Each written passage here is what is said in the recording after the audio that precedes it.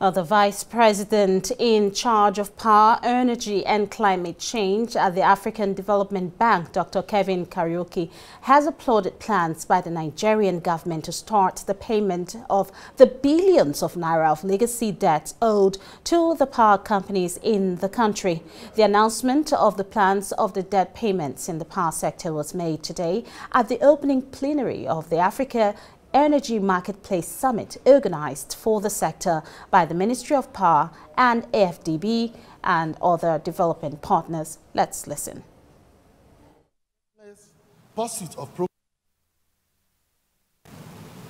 This question reflects on our journey and forces us to confront the complexities, the challenges, and the triumphs that have shaped our policies today.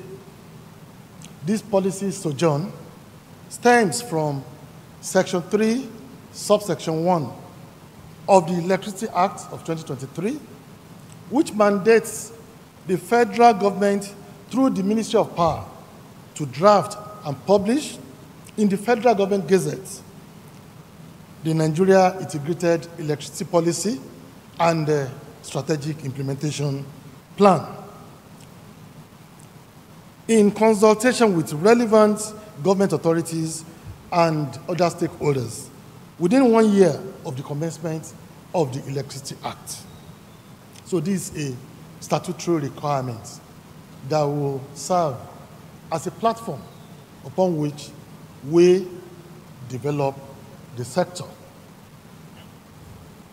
The NIP-SIP will serve as a guiding blueprint for Nigeria's electricity and energy development, addressing areas such as rural electrification, public-private partnerships for bulk electricity access, for universal electricity access, power source specific policies, bulk power purchase, and management of local distribution in rural areas, among other pertinent aspects as directed by the federal government.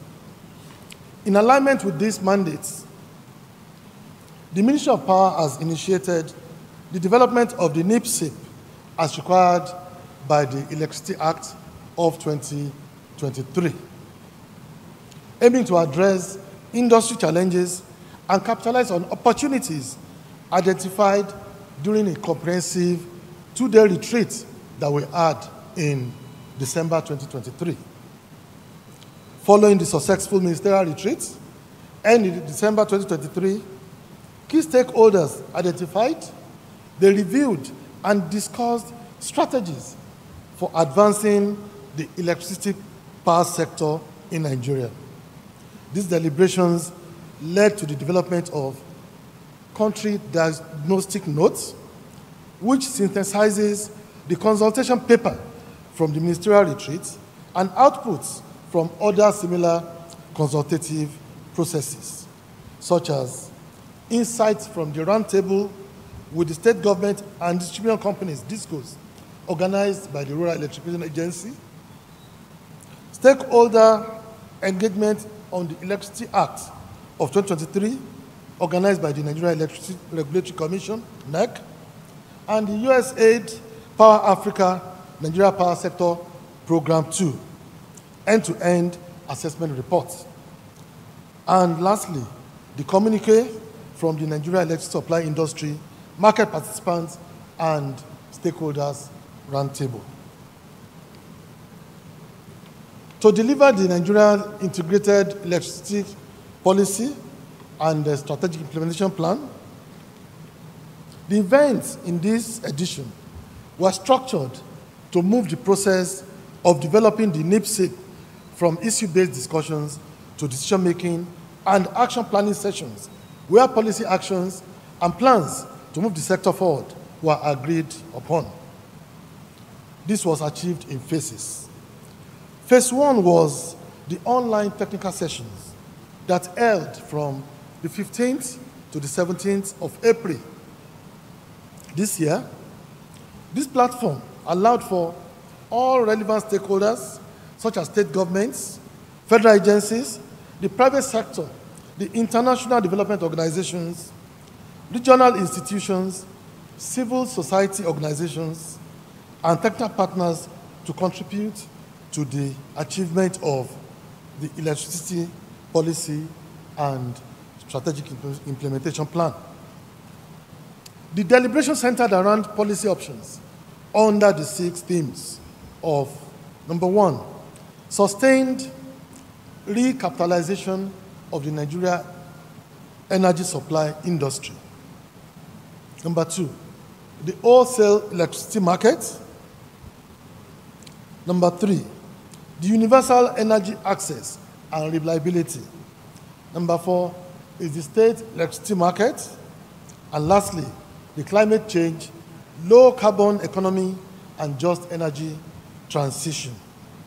I strongly believe and hope that through this collaboration, the federal government will leverage on the opportunity provided by AEMP to engage the stakeholders in the sector to facilitate the realization of the goals of the mandate of Section 3 of the Electricity Act of 2023, which is to publish through the Ministry of Power a national integrated electricity policy and strategic implementation plan within a year from the commencement of the Act. This will help in unlocking the bottlenecks in the power sector and support in delivering policies that will set the sector on a trajectory for sustainable growth and development. I have followed the discussions on the Nigeria Electricity Act 2023 with very keen interest, as my colleagues Wale and Bachi would attest. And the prospects that the reforms therefrom, including tariff reforms, addressing regulatory gaps, etc., could address power sector challenges must be exciting for us all. Essentially, the success of these reforms will be measured by the speed of achievement of quality electricity access for all, correcting the ignominy of having the highest electricity access deficit in the world. 90 million out of 600 million people in Africa without electricity access live in your beautiful country. The effectiveness of the reforms will also be measured based on how much of the over 13 gigawatts of installed capacity Nigeria utilizes for its development, improvement in transmission capacity, reduction in average frequency and duration of supply interruptions, as well as the extent to which system losses are reduced from the current 40%, I understand, to about maybe lower teens. And ultimately, which is, I'm sure will be of interest to all of you, the financial viability of the entire power sector value chain. As my president so elegantly put it recently, no economy can grow in the dark, and no economy can industrialize in the dark, and no economy can be competitive in the dark. In the event, just imagine how Nigeria's economy could be transformed if it were to have reliable power.